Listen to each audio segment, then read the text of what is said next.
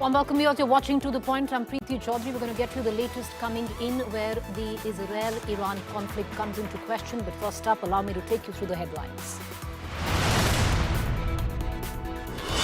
US President Trump leads G7 summit midway, issues big warning, asks people to leave Tehran immediately.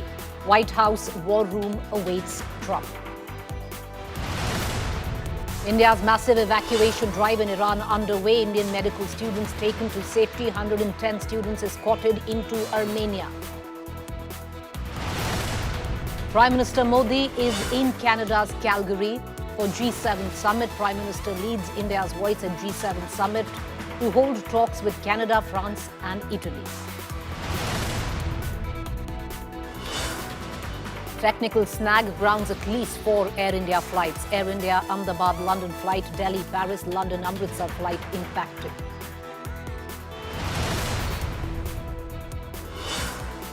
Unseen video of the plane crash on India today. Scary images of plane crash aftermath. Buildings on fire. Students jump to safety.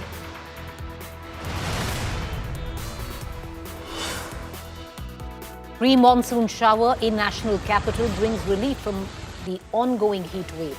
Water logging in several parts of Delhi reported.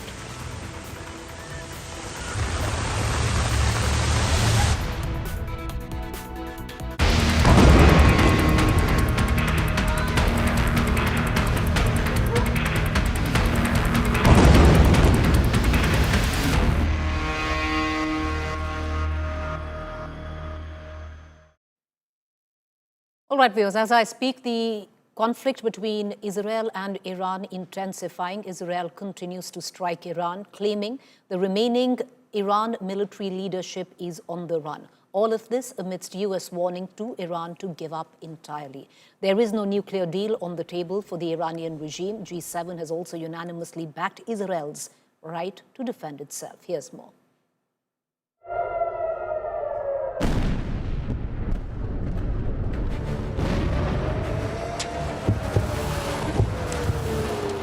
Israel and Iran are on the brink of a big escalation.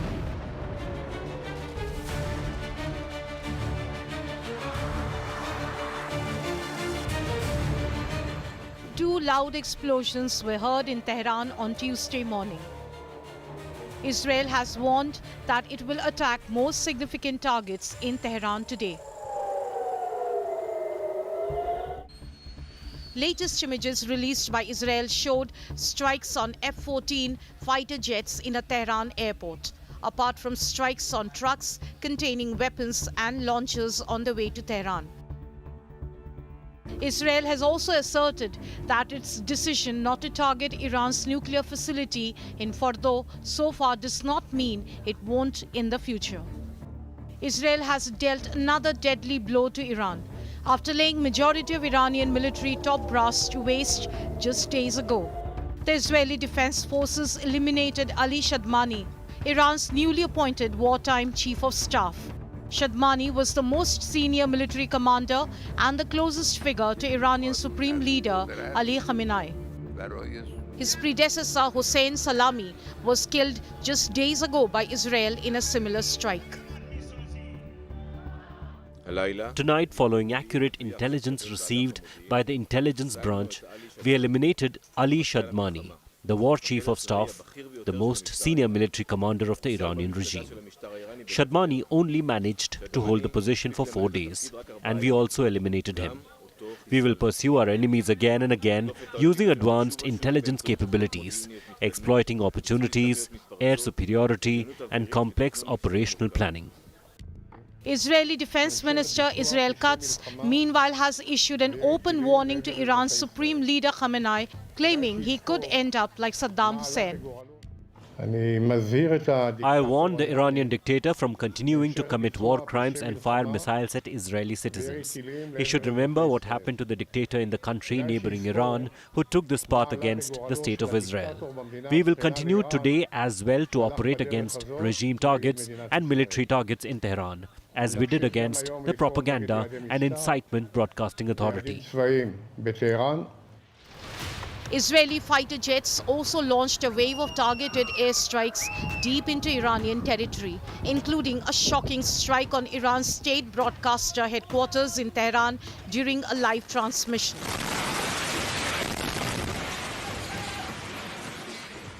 The anchor on air was seen scrambling for cover as fire engulfed the studio. Flames consumed the building and the aftermath was nothing short of catastrophic.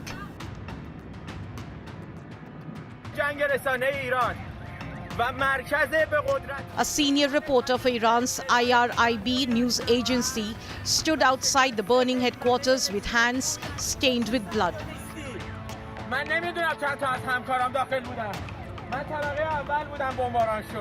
This appalling attack constitutes a blatant war crime and a direct assault on press freedom. The Israeli regime has once again demonstrated that it is the foremost enemy of truth. It holds the disgraceful record of being the world's leading perpetrator of violence against journalists and media professionals. Iran too is hitting back with a wave of ballistic missile strikes on Israel. An Iranian Defense Ministry spokesman has claimed that Israel will be defeated in the coming days. The Zionist enemy does not have the possibility of resisting and enduring a long war, and therefore this regime will be defeated in this imposed war. به لحاظ استراتژیک امکان مقاومت و تاب‌آوری یک جنگ طولانی رو نداره. Are Israel and Iran now at a point of no return? Bureau Report, India Today. What we do know right now, viewers, that the conflict deeply rooted in a multifaceted geopolitical struggle which once again involves ideology, security concerns, regional power dynamics. Will it escalate? Will it spiral in the region? All those questions that we will get answers to through the course of the next 25 minutes. I have in the studio with me senior journalist, consulting editor, India Today, Sandeep Unithan. While we are standing at the precipice of what, Sandeep, is clear escalation, I want to take our viewers through on what would be the might in terms of weaponry where Iran faces off with Israel. So a military comparison, and maybe you can also, weigh in on this. Iran's entire population, about 88 million, while Israel is just about 9 million. Iran's military budget is about 10 billion, and Israel's military budget is 24 billion, include, of course, US aid. Iran's active personnel, about 610,000, Israel's 169,500. Iran's reserve personnel, 350,000, Israel's reserve personnel, 465,000. Iran's paramilitary forces are 220,000, Israel's paramilitary forces 8,000. On one hand, Iran has about 10,500 tanks and Israel has about 400 artillery guns, with Iran 6,800 and Israel's just 530. Armored vehicles, Iran 640, Israel stands at about 1,190. Naval vessels, Iran 17, which includes submarines, 68 patrol, 7 corvettes, Israel 5 submarines and about 49 patrol boats. Ballistic missiles, Iran 12 type range up to about 2,000 kilometers. Israel, Jericho at about 4,800 to 6,500 kilometer range. This is an important one, viewers, and this could probably be that red line, and I'll get Sandeep to weigh in on this. Nuclear capability. Officially, Iran has none. Well, Israel officially has none, but it's an open secret, undeclared estimate of about 80 to 90 warheads. Air defense, Iran mixed Russian-Iranian systems. Israel multi-layered Iron Dome, David Sling, Arrow 3. Sandeep, would you somewhere down the line, delve into these figures that we put out for our viewers, just in terms of weaponry and artillery comparison between Iran and Israel, and how does it pan out on ground in layman terms? Well, Preeti, you didn't add the point that both these countries are separated by over 1,000 kilometers. They don't have a border. So this is again, coming back to my point that this is one of the most bizarre conflicts in the world, where you have two countries that are separated by two other countries. They have Syria and Iraq in between them, and they're fighting this war that's on for almost a week now. They're hurling ballistic missiles, cruise missiles, hypersonic missiles, and fighter aircraft at each other. And this is one of the strangest conflicts that we've witnessed. And, about the military forces on both sides, Iran's military has not seen any significant additions to its fighter fleet or its warships or even its tanks in a long time. Its fighter aircraft date back to the 1970s, almost 5 decades old, from the time of the Shah of Iran. They've not got any worthwhile aircraft. They have an air force only in name of about 300 aircraft, but they've tried to offset the lack of an air force and a substantial navy by inducting ballistic missiles, cruise missiles, and drones in very large numbers. They have thousands of ballistic missiles. Their estimates range from between 3,000 to 10,000. They have drones in their millions. In fact, they're so good at drones that the Russian Federation has been buying drones from Iran, and Iran has helped set up drone factories inside Russia when it's fighting Ukraine. So they're very good at drones, they're good at cruise missiles, and of course, ballistic missiles. They've been targeting Israel over the last few days with hypersonic ballistic missiles. We've seen those visuals, some terrifying visuals coming out of Haifa yesterday of hypersonic missile attacks that have gone right through Israel's air defense network. So here you have Israel that's been targeting Iran relentlessly over the last 5 days using its air force. Israel has one of the world's best air forces, Preeti. It is literally second to none, and they carry out the kind of missions that even the US Air Force would, think twice about doing. So you have Israeli Air Force jets flying over 1,000 kilometers one way, attacking targets inside Iran and then flying back. And they've neutralized all of Iran's air defenses, which is their ground-based air defenses, which primarily comprise of surface-to-air missiles.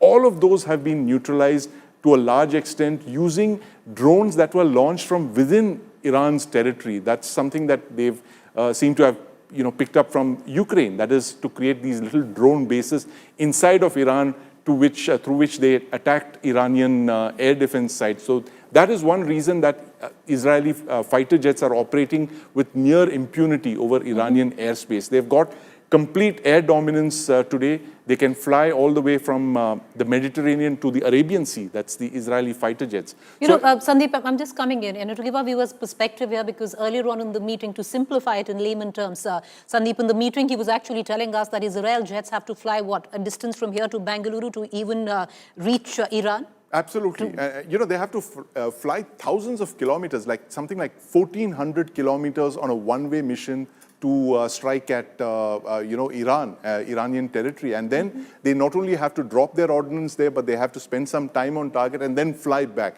So these Israeli pilots, they're flying missions that could be upwards of 3,000 kilometers both ways. So they're being refueled in the air and they're flying back. And, on the first day, Preeti, the Israelis attacked Iran on Friday, last Friday, with something like 200 fighter jets. That's almost the size of the entire Iranian Air Force. The Iranian Air Force has got about 300, 350 fighter jets. Not all of them are operational, but the Israelis have got some of the best fighter jets. They have F-16s, they have F-15s, they have F-35s, and all of these aircraft types were deployed over Iran to carry out those precision strikes, decapitation strikes, attacking leadership targets, attacking the Iranian Revolutionary Guards, and several nuclear sites as well. So it is Israeli jets operating with near impunity. Like I mentioned, it's almost flying distances like Delhi to Bengaluru one way, and spending time on target and then flying back and then doing that day after day after day. So their jets, their fighter jets would be going through incredible wear and tear, Preeti. And this is likely to continue for several more days. Hold on to that thought. I just want to bring in my colleague, senior journalist Pranay Upadhyay as well, who's been covering the conflict very closely. But I will circle back to you, Sandeep, and maybe we can talk a bit about what kind of escalation, because we're definitely looking at escalation now. What is that escalation? Is that a red line? What is that red line that could be crossed? We'll delve a little deeper on that. But the impact of what is happening in this region between Iran and Israel, resonating all the way in Canada, where the G7 summit is taking place. And Pranay, you can come in, because I want to take our viewers through on what really happened in the escalating West Asia conflict. The G7 nations have now backed Israel's right to defend itself. US President Donald Trump, who left the G7 summit early, all of that amidst the rising conflict, said the only way for the war to end in Iran is giving up entirely. Trump added US will not allow Iran to own nuclear weapons and that America is not looking for a ceasefire between the two countries. And that's important to underline, that America is not looking for a ceasefire between the two countries. What does that really mean? The G7 nations also released a statement condemning Iran's nuclear push. The leaders also called Iran a source of terror and regional instability. Let's listen in all the reactions coming in from the G7 summit in Canada. We cut across to Pranay. Sandeep continues to be in the studio with me.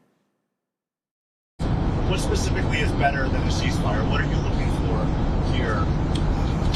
An end, a real end, not a ceasefire. An end. So something that would be permanent. Yeah, or giving up entirely. Is That's that okay too. Are you close there? Is that possible? Is that possible in the next 24? Why not? Certainly possible. I've spoken to everybody. What will you say? Israel is doing very well, as you probably noticed, and I gave Iran 60 days, and they said no, and the 61st you saw what happened. Day 61. So I'm in constant touch. And as I've been saying, I think a deal will be signed or something will happen, but a deal will be signed. And I think Iran is foolish not to sign one. Iran basically is at the negotiating table. They want to make a deal. And as soon as I leave here, we're going to be doing something. But I have to leave here. I have, this commitment. I have a lot of commitments. I have a commitment to a lot of countries. I want to see no nuclear weapon in Iran. And we're well on our way to making sure that happens. There's shared concern about the risk of escalation, obviously, shared concern about the nuclear program of Iran, but absolutely a focus on how we de-escalate this, and that'll be a central focus as we go into the talks today, get that de-escalation. And of course, all of us are giving advice to our citizens, for British nationals in Israel. Iran is the principal source of regional instability. And we've always been very clear, Iran can never have a nuclear weapon. We have voiced our strong concerns over Iran's nuclear and ballistic missile program. A diplomatic solution remains the best way in the long run to address concerns about Iran's nuclear program. And Europe remains committed to finding a lasting solution through a negotiated deal. All right, Pranay, I want to bring you in, give us an understanding, because of course what is going on in terms of the conflict in West Asia, reflecting at the G7 summit. The US president has left the summit early, citing the conflict there. And now what we're actually looking at is possible escalation. What role is US going to play in all of this? Because what seems to be, at least right now, an understanding that there is no off-ramp or an attempt for ceasefire right now. That's not happening anytime soon. Absolutely right, Preeti. But if you parse all these statements, one thing is very clear. There is a consistent statement which is coming from all these Western bloc countries, including the United States, that no way they can let Iran have nuclear weapons. That is the same pitch Israel is also making, and that is the pretext on which they have launched their Air Force operations, taking forward Sandeep's point. This is a very unique operation carried out by the Israeli Air Force, because they are not only traveling to 1,500 kilometers carrying out these operations, they've already taken out the air defense systems of Israel and making Iran very vulnerable. So at this juncture, there is a fear of escalation, because if the United States jump into this conflict, because the very idea of denuclearizing Iran, that is only possible for Israel with the help of United States, because the B-2 stealth bomber, the B-2 Spirit bombers, which United States has, and which has the ammunition, the MOP bomb, which they have, that is the only mean with which they can denuclearize Iran, because that is required to decimate or to destroy the facilities like Fordow. Do US want to go about that? Do they really want to join Israel in this campaign? We are yet to see about that, Preeti, because President Donald Trump is back in White House. He's likely to hold a Situation Room meeting along with his commanders and in his security advisors. There are indications that US might want to help. And as far as the ceasefire is concerned, Preeti, I would want to make it a point here that if you see, some of the Western countries, some of the European countries are making a pitch for the ceasefire, de-escalation. But what did President Donald Trump say? He said that Israel is doing good and no way they can let Iran have nuclear weapons. So if the central line, if the basic idea is to denuclearize Iran, how that is happening, how that can happen, and if US has to join, how far that campaign would go, because Israel is also asking for the regime change in Iran. So will there be a regime change? Will there be another Iraq? Will there be? It is going to be a very messy situation, and we as in India has our own concern, because this is not far from India, and we have our interest in Iran. We have our investment in Chabar. We have our people in Iran. We are in the process of that evacuation operation, taking out our people from Iran. But definitely this is going to be very messy if US and Israel want to have both denuclearizing Iran. Just coming in, and the reason I'm coming in is, where do we stand in terms of evacuation? How many Indian citizens right now are stranded where Iran is concerned? How many have we been able to get out? A very valid question, Preeti, here, because we have our own concern vis-a-vis this escalating situation and tension in West Asia, especially in Iran. We have about 10,000 people in Iran.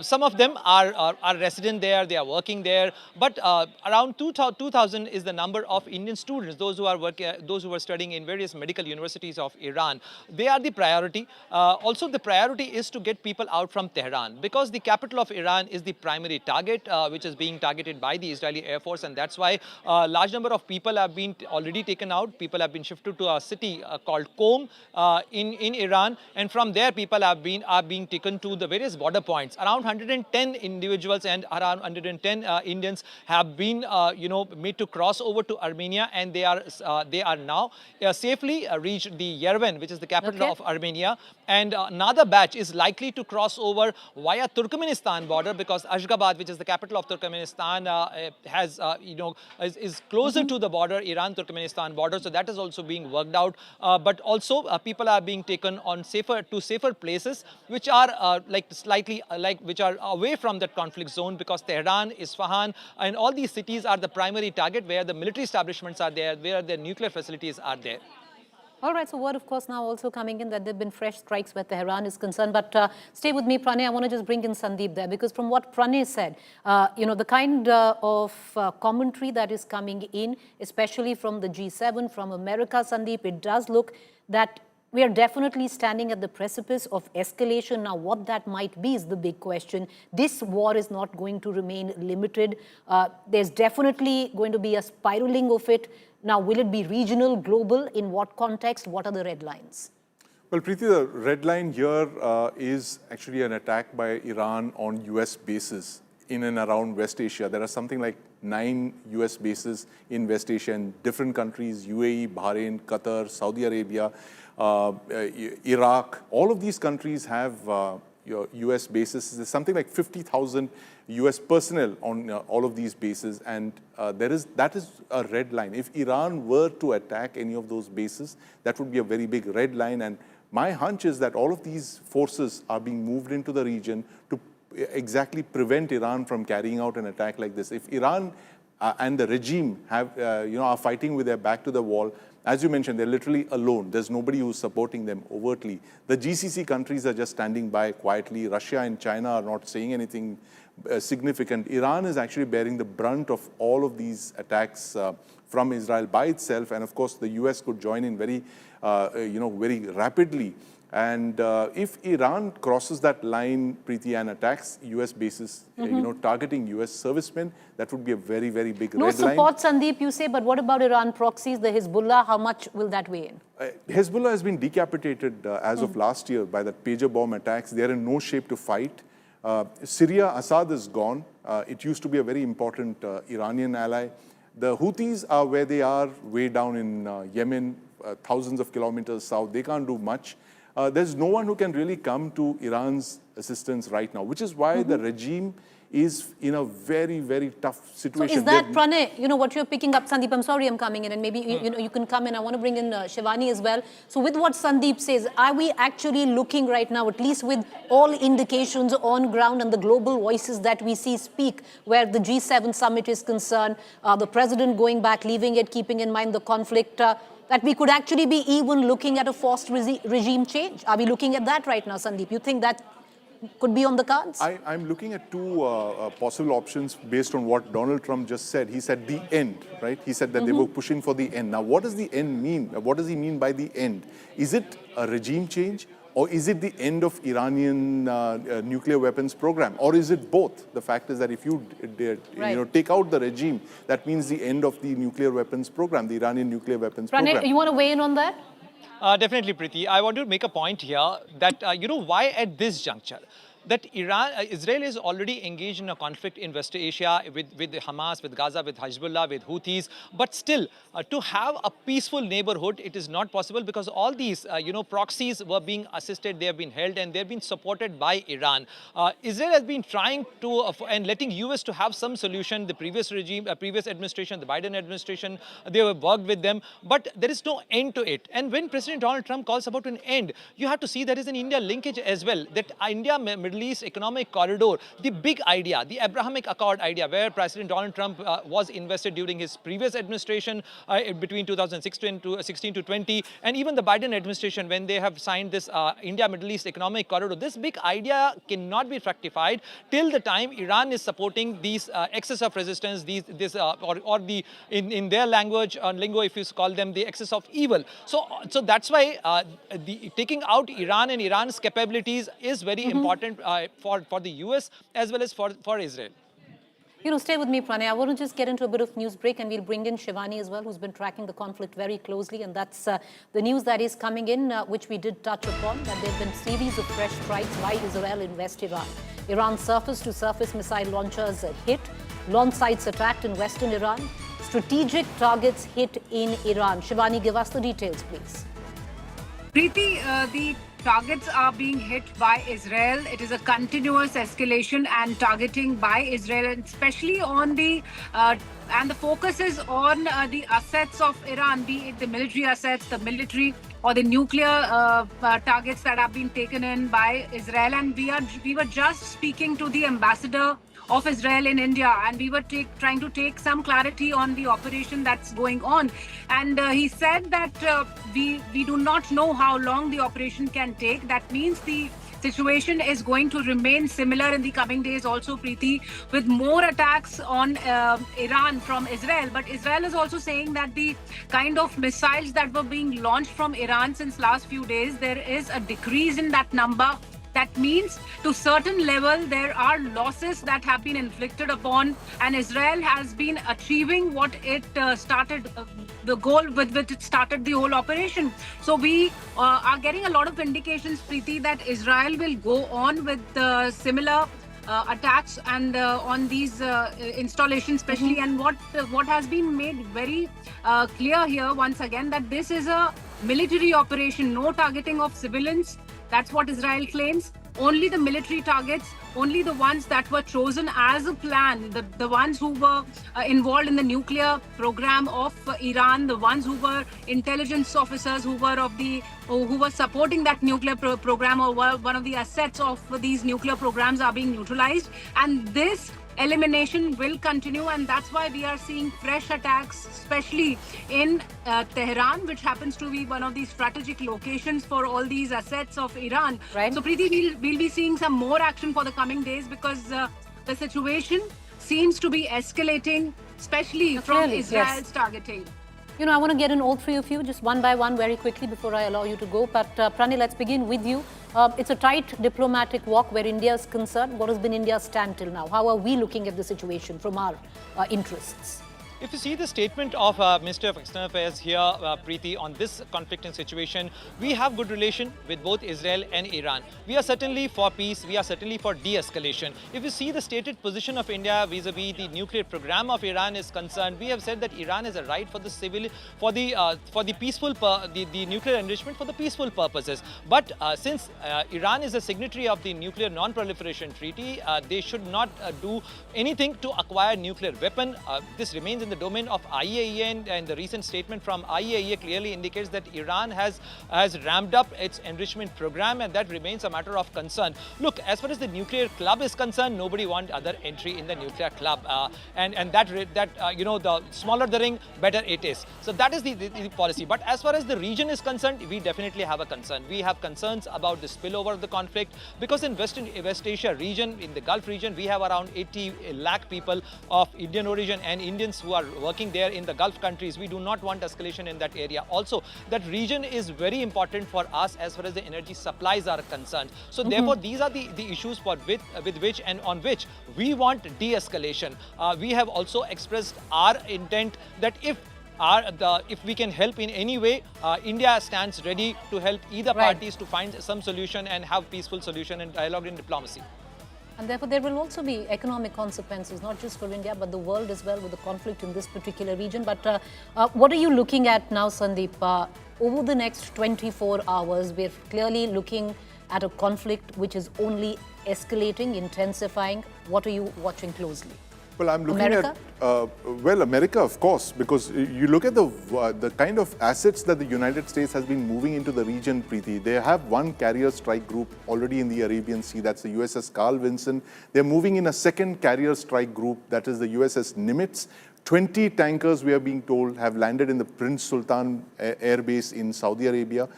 These are tankers which refuel fighter jets. There are a number of fighter aircraft already there, which means that the United States is preparing for a very large amount of air operations in the region, and that could suggest something to do with Iran. Are they trying to move in, once and for all, try and attack Iran, destroy its nuclear capabilities, take its enrichment program back by several years, or are they going in for the kill this time and attempting regime change from the air? Because, for changing a regime, you actually need boots on the ground. You need something like the 200,000 or so allied, Has there been precedent? I was looking at 2001 December in Afghanistan, where you had the Taliban that was chased out of Afghanistan by US bombs, fighter jets, and a very light footprint of special forces, US special forces with the Northern Alliance soldiers.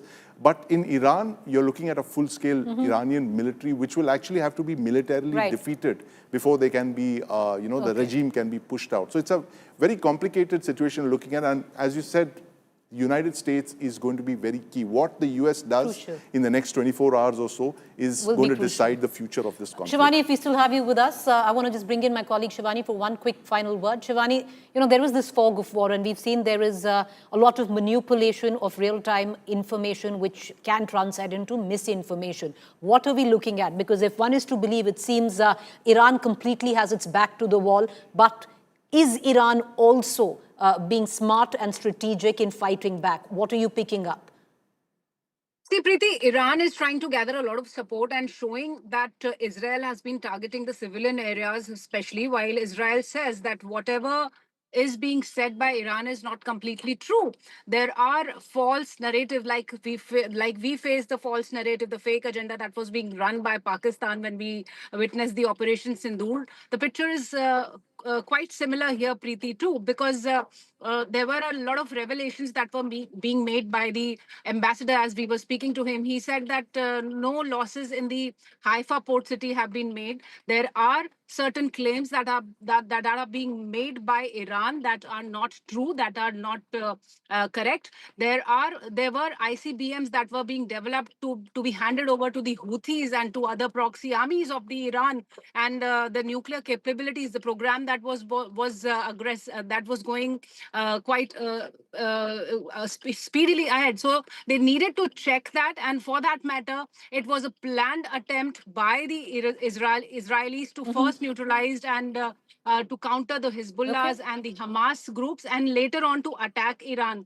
So we see a lot of misinformation is also going on in this whole operation. From either the sides. Military operation will continue. And that's what we're going to attempt to do, over the course of time. As we report, the conflict responsibly, it's about, separating propaganda from what are actual facts. India has no dibs in this, viewers, and we're going to, get you perspective coming in from both sides, Iran and Israel. Crucial the next 24 hours. I appreciate all three of you for joining me. Nowadays, after the horrific plane crash in Ahmedabad, Air India continues to remain under fire for technical snags in their flights. Just today, viewers, this is only today, a total of 7 Air India international flights were cancelled due to technical glitches and operational reasons. All the cancelled flights were Boeing Dreamliners. 2 flights, one scheduled from Ahmedabad to London and the other from Delhi to Paris, were cancelled on Tuesday after technical glitches were discovered in both aircrafts. A London-Amritsar and a Bengaluru-London flight was also cancelled for the same very reason. Air India later issued a statement expressing regret over inconvenience to passengers.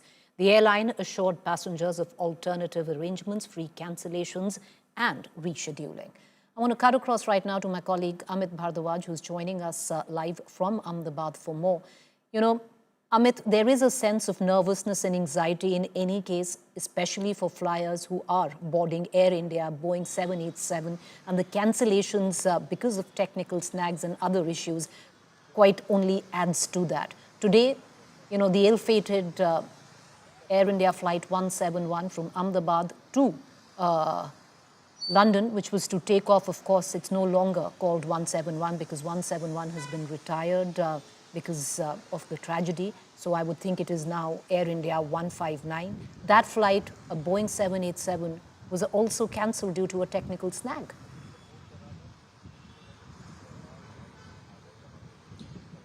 Right, Preeti. You know, what has happened today was this particular flight 159 AI was slated to take off from Ahmedabad airport in the noon, exactly around the time where AI 171 used to take off for London. But that takeoff did not happen because of unavailability of the craft itself.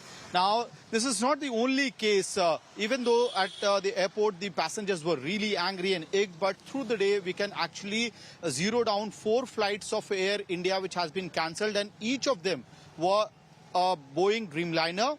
And hence we point out at the DGCA's very strict norms which has been now issued for the Air India's Boeing Dreamliner fleets. And when you connect the dots, you would also find out that this is possibly because of the enhanced safety inspections which has been ordered specifically for the Boeing Dreamliner fleet of Air India. Back to you, Preeti.